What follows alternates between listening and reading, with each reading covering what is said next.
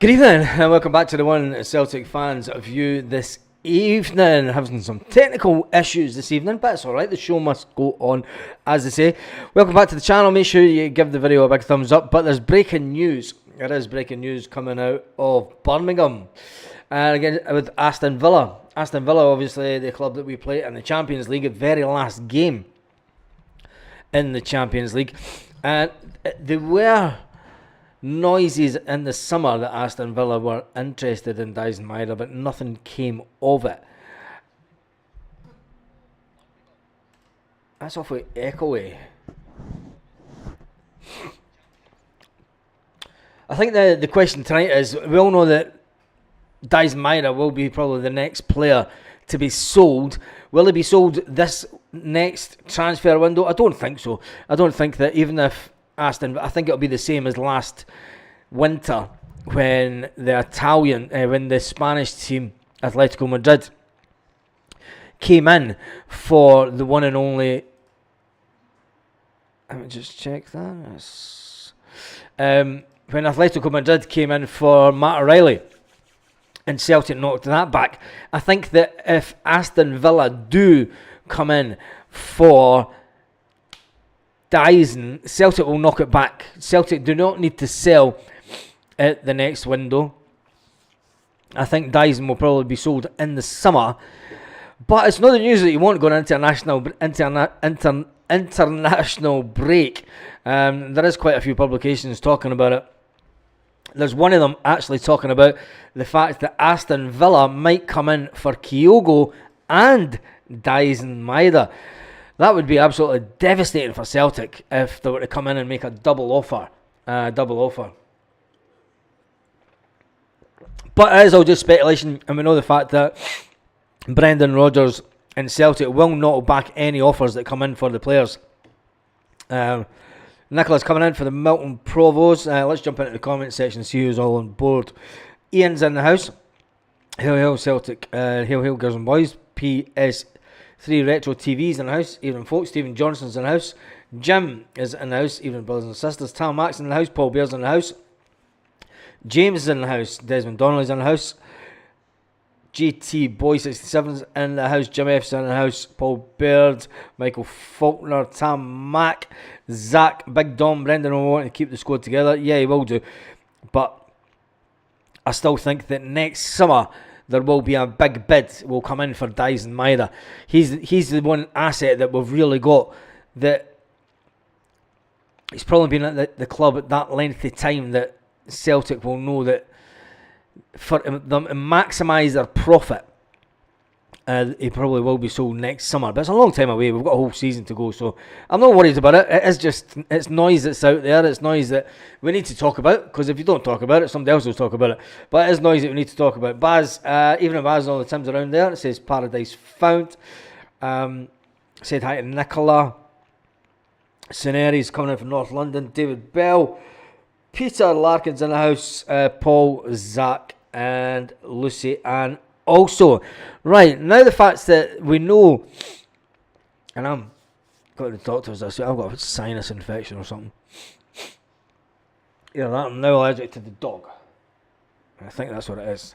When you look at it, is it time for there to be a change?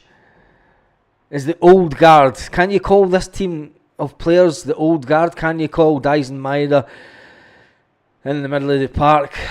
Can you call Rio Hatate the old guard? They've been at Celtic just over 3 years now. And I think when you look at it, we do need to freshen up the midfield. Can we freshen up the midfield with Luke McCowan and Paulo Bernardo and Arne Engels? Are they the future of the club? Well, we know they are, because the lengthy contracts that they're on. But do you think Dyson's family would move? They seem settled. Desmond, they'll go where the money is. You know, it's as simple as that. Dyson, if an offer comes in and Celtic accepts it, he's off. It's as simple as that. I don't think that we need to worry too much about it just yet. But I did say at the beginning of this season that our biggest asset this year will be Dyson Maeda. And if he turns it on in the Champions League, which he has, he scored in Dortmund. away, and I think that's only got his stock rising. And with the pace that Dyson has, it makes him our number one asset over and above Kyogo Furiashi. It does make him our number one asset over and above Kyogo Furiashi, and he's at that age now where he probably thinks as well that he's got one big move left in him in his career, and he might make that move and then head back to Japan afterwards. Hatate is the one who should be sold if he doesn't improve, says Big Dom. It doesn't matter if he improves or not. It's whether you're going to get the money for him. When you've got a team like Aston Villa, even the fact that Stilian Petrov has been talking about it, and Stilian Petrov believes that transfer dealings could take place between the two teams in January, says Stilian Petrov. I don't think Celtic will. There's not a chance will Brendan Rodgers sell one of our players to a Champions League opponent when we've still got to play them. Not a chance. Not a chance. He's not that crazy. And plus, he will not want to sell our top players when we've got the league to run in. And the 55, that's what's more important. The 55 is more important than getting... Because Aberdeen are breathing right down our neck. The 55 is way more important than getting 20 million for Dyson Maida put in the bank this coming winter. I don't think that Brendan or the board, they would do the same as last winter. They'd say thanks, but no thanks. Come back in the summer. And then we'll see who comes in with the highest bid. Because that's what will happen. There's not a chance, and not an absolute chance, will Dyson call...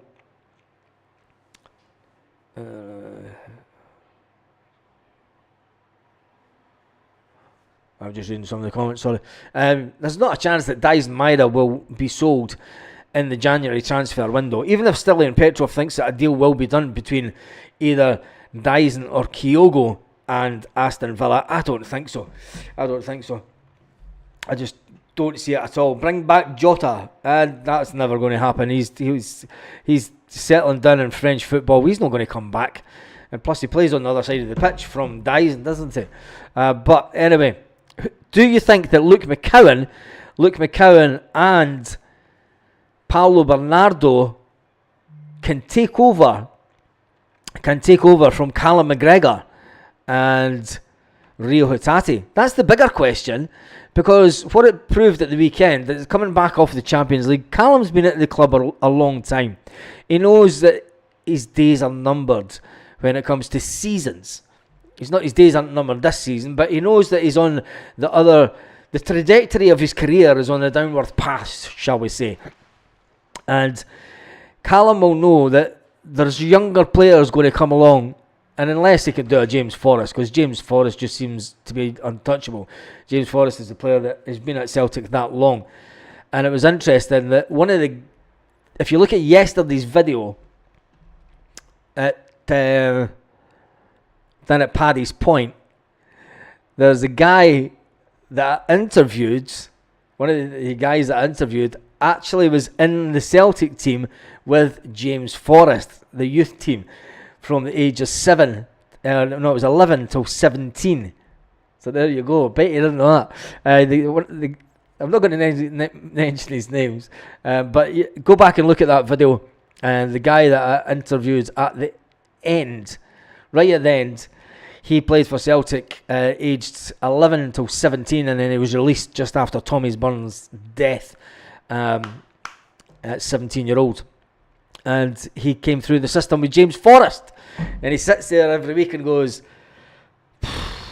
could have been me. Anyway, ask that on the poll, Baz. Right, let's do it. There's 159 on. Start a poll.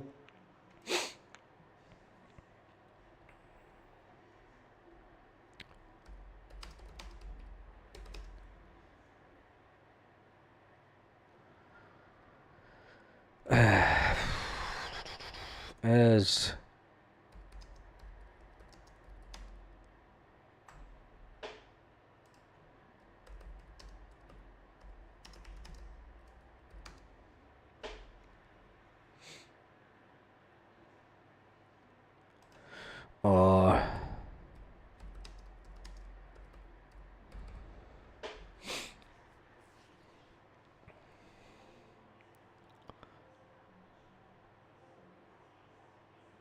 There we go.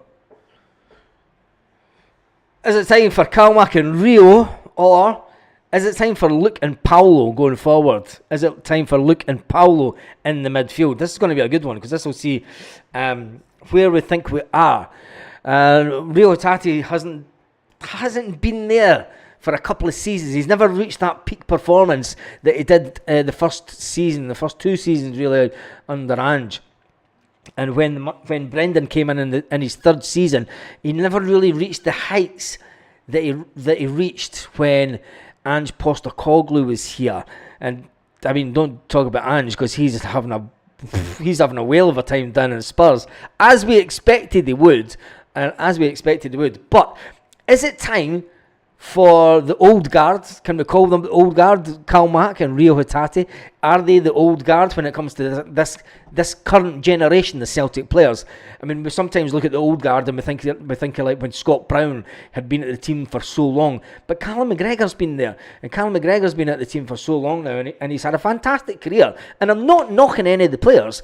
But I'm just thinking the way forward for Celtic, and to get that bit of oomph in midfield again, and get that, I don't know, youthfulness.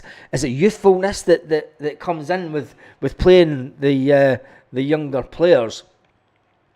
And is it time for Luke McCowan and Paulo Bernardo to be the linchpins in that midfield going forward? And can they up their game to a level where the manager has a decision to make and go, do you know what, Calmac, this guy's wiping the floor with you on a weekly basis. Do you know, he's your captain. I know you're captain, but this guy's completely wiping the floor for you. Can Luke McCowan up his game that much? Callum McGregor's got the experience. He's got the football knowledge, but can Luke McCowan come in with that little bit youthfulness about him? I mean, he's only about 2 or 3 years younger than him, I think. 3 or 4 years younger. But can Calmac up his game? We know he's got it in him. We know that Calmac can hit a shot for outside the box. But is it time for changing of the guard, as they say? Is it time for changing the guard?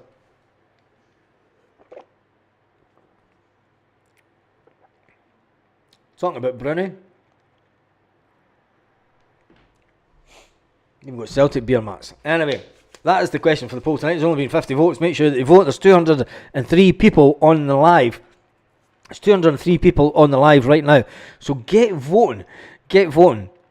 Whilst we talk about, are you having a laugh about Calmac? He's got a few more years in him. He's naturally fit, says Joseph. Yeah, but he's got a few more years left in him. But you're not at your peak performance going into the latter end of your career. And sometimes when a younger, fitter player comes in. I mean, Scott Brown went from a box-to-box midfield player to an absolute general in midfield, who sat in that position that Neil Lennon sat in, that sat in the position that Paul Lambert sat in, and he could read the game and he could do that. Can Calmac move to that position and extend his career now that he's retired from international football? We've got to remember he's retired from international football also. So anyway, I think the only sale in January with the fans would go for is Hatate. With the news coming out of Birmingham, even Stilian Petrov has been talking about it, saying that there could be a deal between Aston Villa and Celtic in January.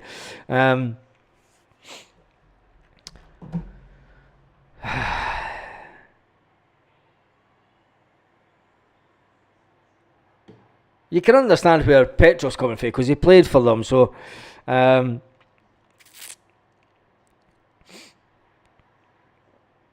don't believe that he's actually turning and says that it could happen.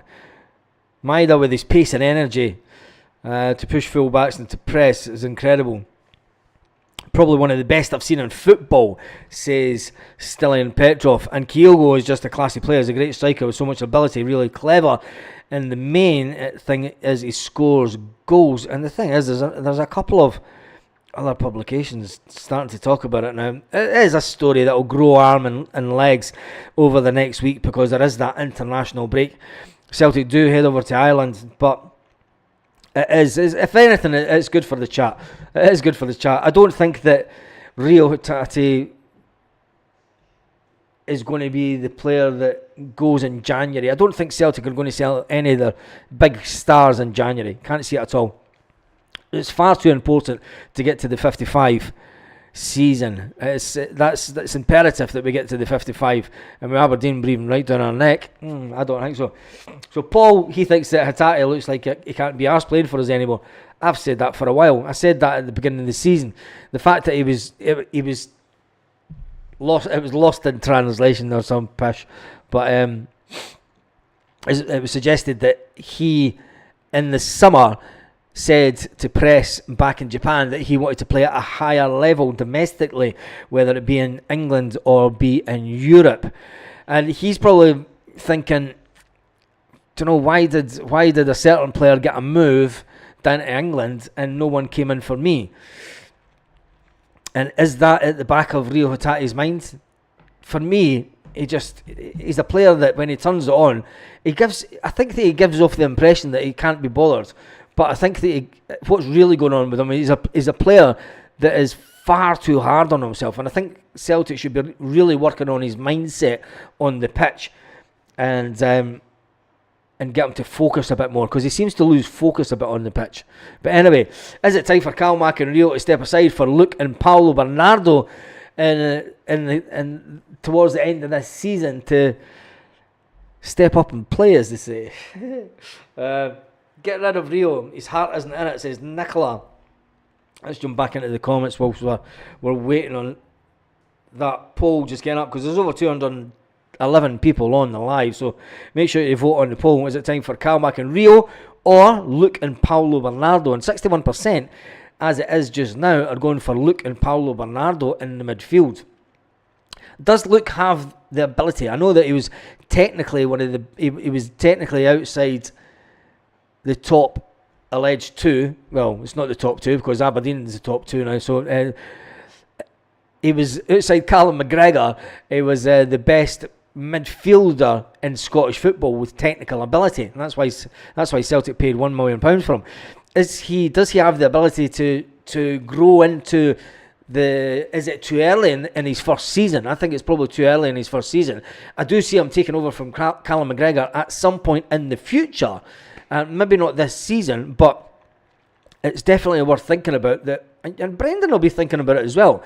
He'll be thinking about managing the gameplay, and you may see more and more throughout the season Callum getting brought off towards the 80th minute mark, the 70th minute mark, to give Luke a good run out. Lennon Miller looks a good player. Yes, he does, and that was one of the things that they were talking about after the game yesterday, saying why won't Celtic go out and pay the 4 or 5 million that they want for him?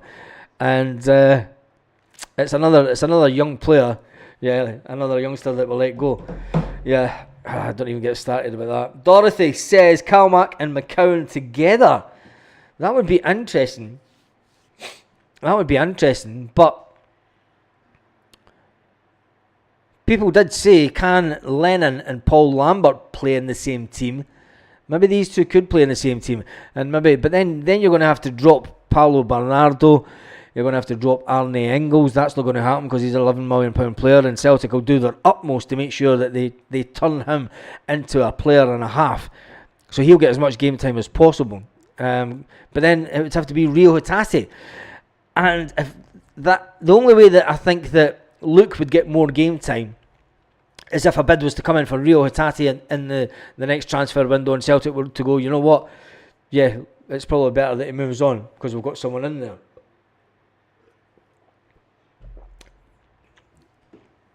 Michael Ross would drop Calmac and then bring in Luke.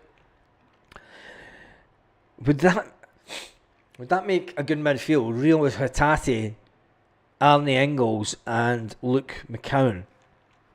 I think the best out of those 5 players is, I would have Arne Engels, Paulo Bernardo and Luke McCowan in the team. Just personally, I said get him and Luke McCowan. We've got one, we've got two. Get Lennon Miller in. Get Lennon Miller in. Competition for every place has to be a good thing, says Big Dom. It does. It does have to be a good thing, and it will help push on the players. It will help push on the players. And if there's any truth to the speculation that Aston Villa want to come in with a double sign-in for Rio Hatate and Kyogo, Celtic will knock it back in January. Celtic will definitely knock it back in January. What will happen in the summer? I don't know. I think that Brendan Rodgers is still disappointed that he didn't get the striker that he really wanted in the summer. I don't think that, although Adam Ida was a player that Celtic wanted to get back into the squad, I don't think that Adam Ida was the first choice striker. And certainly not at £9 million. I think that was we all know it was a panic buy.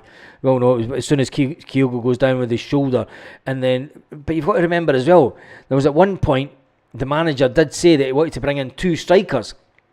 And I believe that Adam Ida was going to be the third choice striker.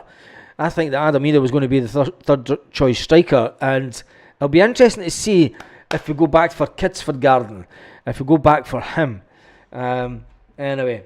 Can't ever sell Dyson, says Michael Ross. No, we can't. But I've got a funny feeling that it may happen next summer. He is our biggest asset. Whether you like it or not, Michael, Dyson is the number one asset at Celtic just now from a financial point of view. Kyogo's never hitting the heights that he did hit before. Dyson just keeps on knocking up the levels. He keeps on knocking it out of Champions League. He keeps on in big games. He's there. The running ability, that goal that he got in Dortmund. I mean, all things like that. Teams down in England will want to see which of the Celtic players can do it at the highest level. Last year it was Matt O'Reilly. This year so far it is Dyson Maeda. Got to remember last year in the Champions League, Dyson got sent off. So I kind of think that maybe was scouts would have been. Do you know what? He got sent off in the Champions League. Does he have that mentality to do it at the highest level? Let's not go on for him this year. Let's see Celtic go straight into the Champions League. We can monitor them through the first end of the season. They've played Man City. They've played Chelsea. They won those games. They've gone into the Champions League. They were fantastic the first game. They've went up against Borussia Dortmund. He's one player that was kind of stand out in the first half. The first 10-15 minutes he was the only player that kind of stood out and got pass marks really. But I think he is the only one at the club and Celtic will know this. Celtic will know who their number one asset is. Brendan Rodgers will know. So anyway, Lennon Miller looks a good player. He would be great in our midfield, but I doubt we'll go for him, says Michael. Sell Hatate and buy Miller. I think we should. If Hatate goes in January, if anyone's going to go, it'll be Hatate. But sell Hatate if the money is right. I think everyone says sell Hatate.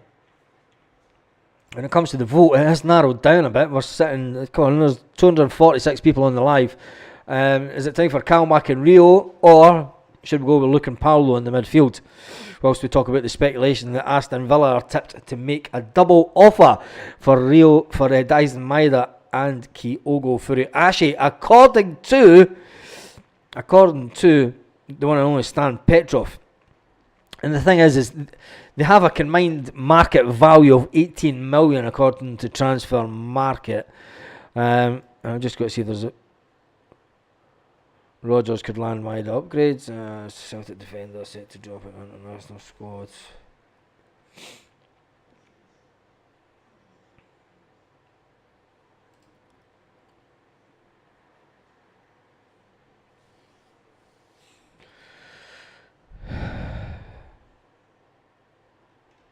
Who cares about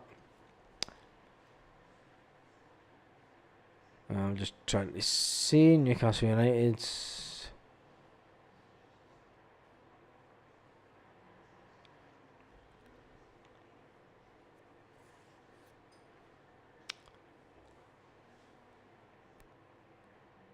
Nah.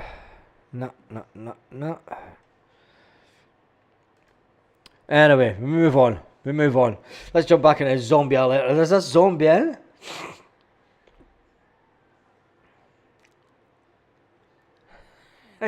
Hey, what's the zombie saying?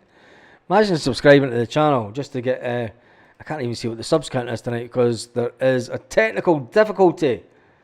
Real being a non-starter for most of this season. More time on the bench for him, in your opinion, Paul. Sell what's out to throw the money is right. There's a hun in the chat. Is there? Is it Kieran? Straight swap for McGinn. That's never going to happen. That's never. I thought Manchester City was after a winger. Say Stephen Johnson. Yeah, Manchester City were after Kyogo to use him as a winger and to backup to their number one. Who's this? 2 minutes. Oh, fuck off.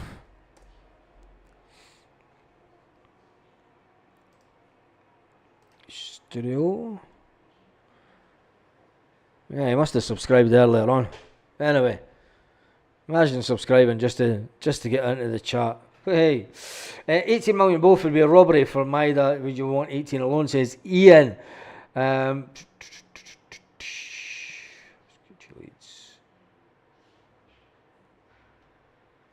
There you go, Carly.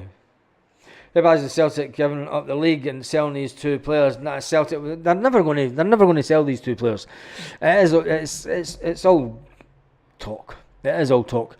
I think the fact that it was Stan Petrov that was talking about it, leave the hun, they're funny.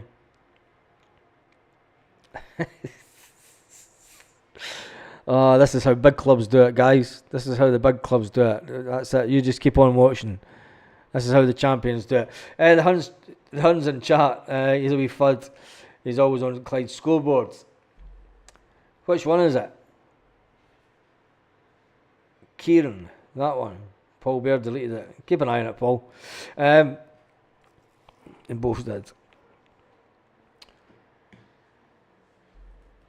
Carly, do you ever stop? Kuhn is a player that big clubs will be looking at. Don't want to lose him, says Saneres. I think that it's a couple of seasons. I think there's a couple of seasons before Kuhn will really get the eye of the big clubs. I don't think that he's done enough at Celtic just yet. He really needs. If he does it in the Champions League, he'll definitely be a player that will catch the eye. I wouldn't say at the next transfer window. I can't see anybody coming in from the next transfer window. He's not done enough at Celtic just yet. I mean, when it comes to January, he'll only been at Celtic 12 months. Remember, so that's no time at all. There's very rarely does a player come in and get sold for vast amounts of money after just being at Celtic for 12 months. So I can't see it being Nico Kuhn being sold at the next transfer window. I don't think anybody will, to be honest. But anyway, it is good chat. It's been over 114 votes, 116, 55%. Look, it's time for Luke and Paulo Bernardo in the midfield rather than Kalmak and Rio Hatate. Mike Ross says, it's funny folk see my avatar and think I'm a hun. Look closer. Oh no, Michael. It's the clown. It's the Sevco clown. The Sevco clown. There's a cracking one, that, look. Hey, there we go. Alan Beatty's decided to join the chat as well. You got yourself, Alan. You've done all that for absolutely nothing. Let's just put him on a timeout for 5 minutes. Let's not get rid of him altogether. Let me just double check something. Yeah, they're actually subscribing so they can chat. Jesus, what's wrong with them? Anything to chat on a big channel, eh? Anything to chat on a big channel. Let's change it to, in case any more come on. We'll just change it to 20 minutes rather than 5 minutes. This is what it's like in the channel of champions. This is what it's like when we win things. You've got to remember, see these here, we've won that. We've won that. once. We've won that 54 or 55's coming. We've won that 42 times, and we've won that 21 times. There you go. Well, you have never won that, and you never will. That's why you're here, to just have a glimpse at that big cup and see that number. We're going to overtake it. We're going to overtake 55, and we're going to hit 56 before you can even get out your bed and get a team together. You need to get past Aberdeen. You need to get past Aberdeen. We adore toilet piss. We adore toilet piss. We are the people. I will not leave the butcher's aprons in the chat. No, get them ready, them, Paul.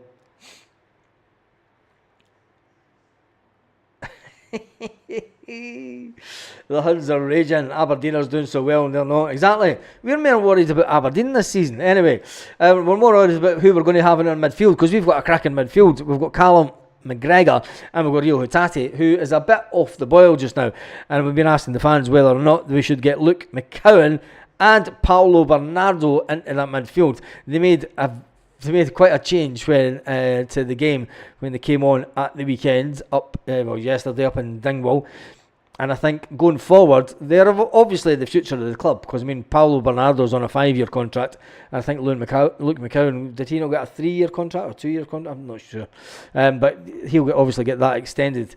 But anyway, let's jump back into the comments. Hail Baz, Whiskey and Dinner is Collins, is Rabbi. We adore toilet piss.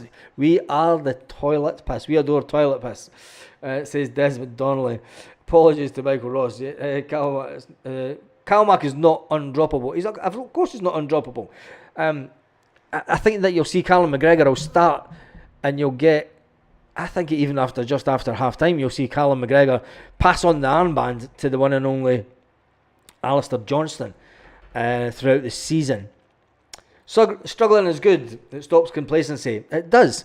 And I think when you've got Rio Hatate struggling to get to the performance levels that he needs to be at, and then we've got such a strong bench, which again will do absolutely fantastic for us going on towards the end of the season. Hey, Baz, ignore these Safeco, just keep talking Celtic. I usually ignore them anyway.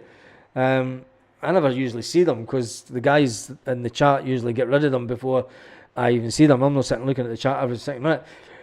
Chris the Celtic guy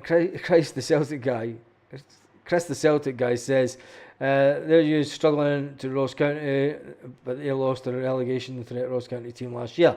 Yeah, they did. Calmac is loved by Michael Ross. It is that. Robert Baker says, Baz, it's a moral win if they get in the chat to us. It is. It is a moral win, because they've got to subscribe to the channel. So it's a win for us, because they've subscribed to they'll unsubscribe, obviously. They always do. They subscribe and then they unsubscribe. But it's a moral victory to them. I got on and I called Baz a specky wanker, man. You do know I didn't wear these all the time. I just wear these for this. You do know that, I don't wear the hat all the time either.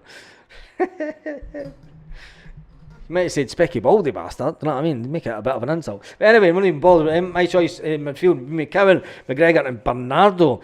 That would be a good one. But I think that the manager and the team have invested that much money in Arne Engels that they do see him as a big thing to come, and it would be absolutely devastating if he doesn't hit the heights that the board thought he would. I'd rather lose to Aberdeen than the scum. I don't want to lose to Aberdeen next week. That would be funny though, wouldn't it? Put Aberdeen top of the table, Rangers in third.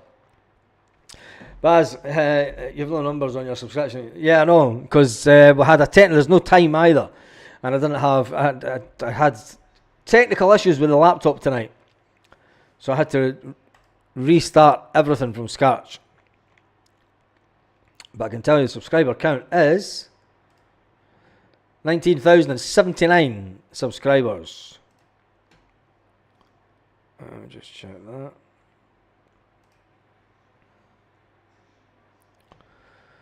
Let me just see if there's any more updates kicking around. So, the Chris Boyd and the clamour, fucking Chris Boyd's still talking about Celtic fans will comparison. Arthur Johnston, former referee, Brendan Rodgers. Rodgers could land Dyson Maida. Upgrade.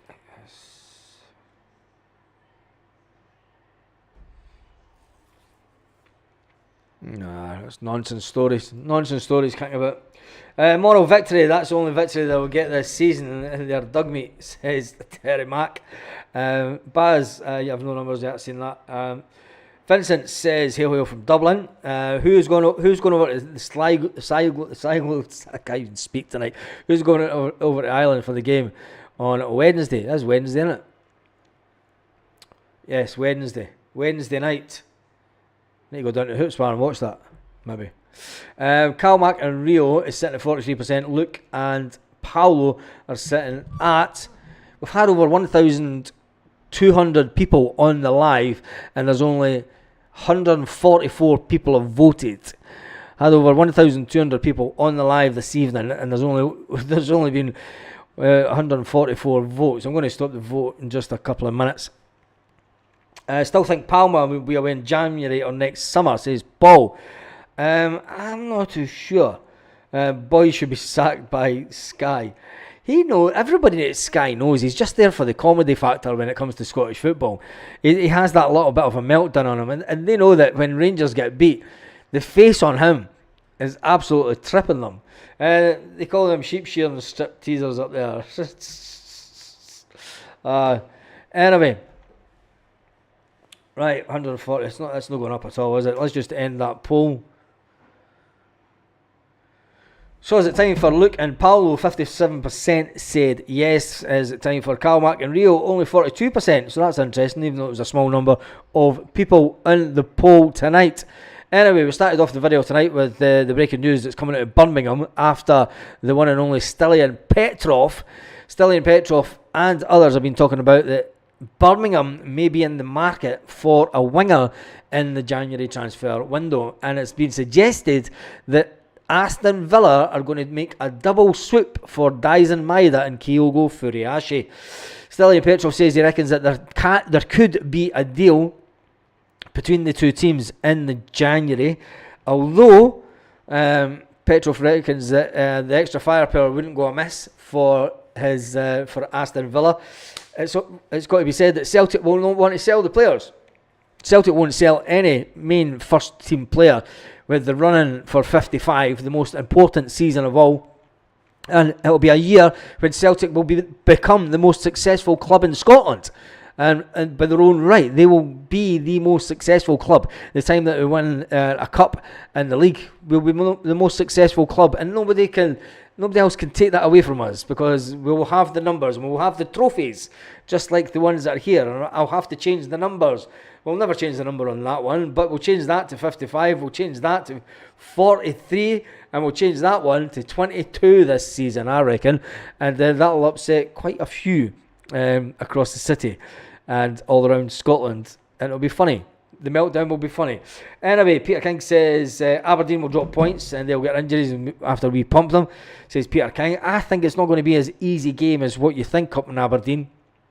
They've been on a good run since the new manager came in, and I welcome a strong Aberdeen, says Michael Ross. So do I, because they are going to split the dominance of the two. Well, it's not even the two, because that mob from across the city, the Sevconians, I mean, they're never going to get anywhere near Aberdeen now. I think Aberdeen spent their money wisely.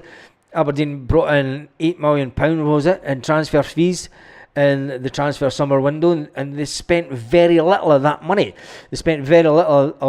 I think they spent $900,000 on a winger who scored his first game for the club.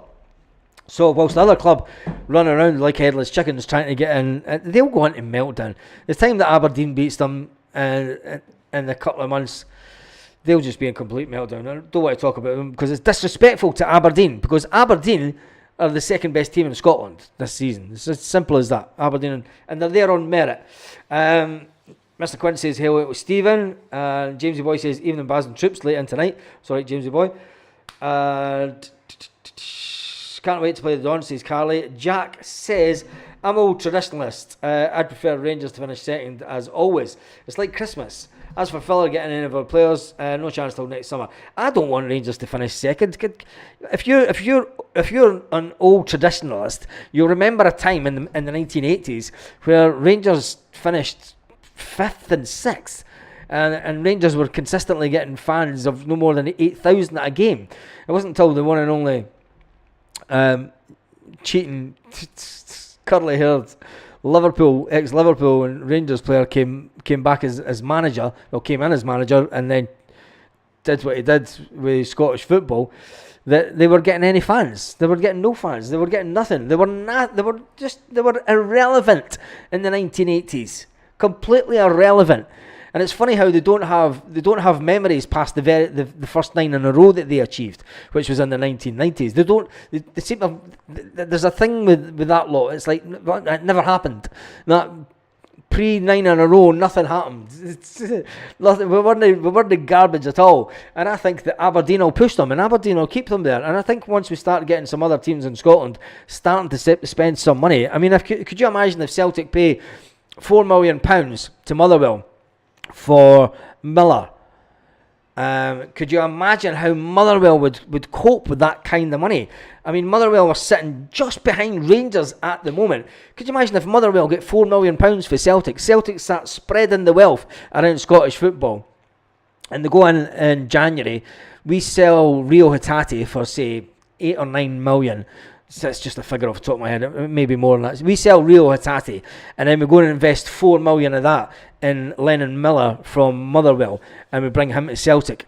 Motherwell then go out and with £4 million, they could go and spend £2 million and bring in some really cracking players, and then they're breathing down the neck of the Rangers, the Sevco.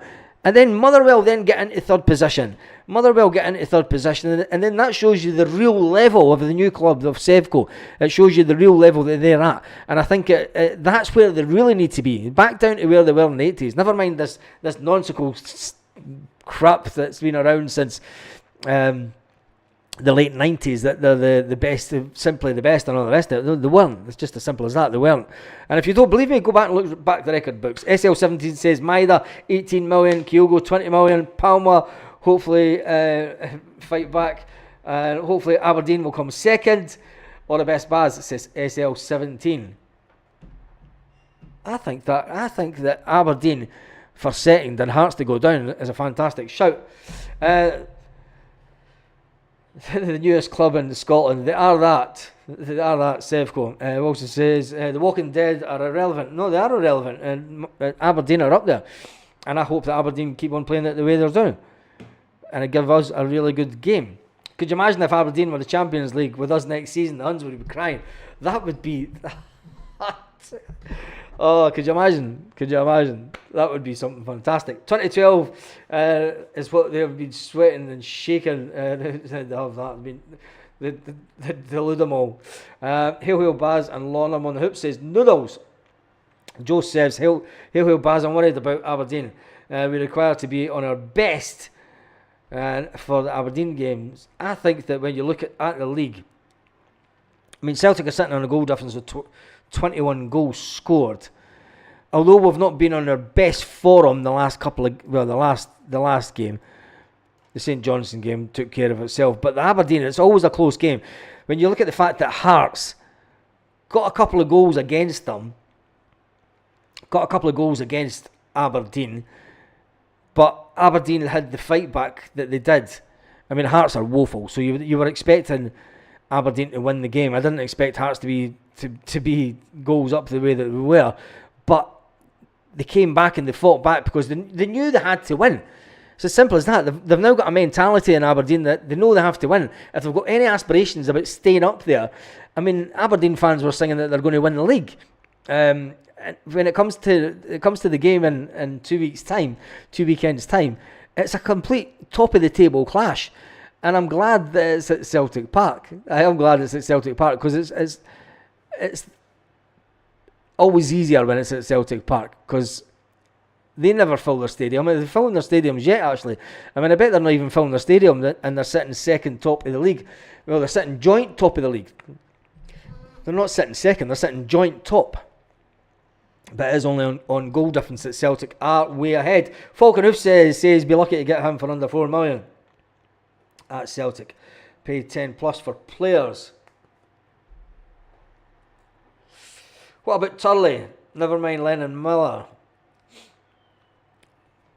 That's an interesting one, because Turley is a fantastic player that's coming through the ranks, and until we start seeing him getting more game time, he's been kept in and around the squad by the manager, but he was in and out the squad, the game day squad, at the beginning of the season. It's an important.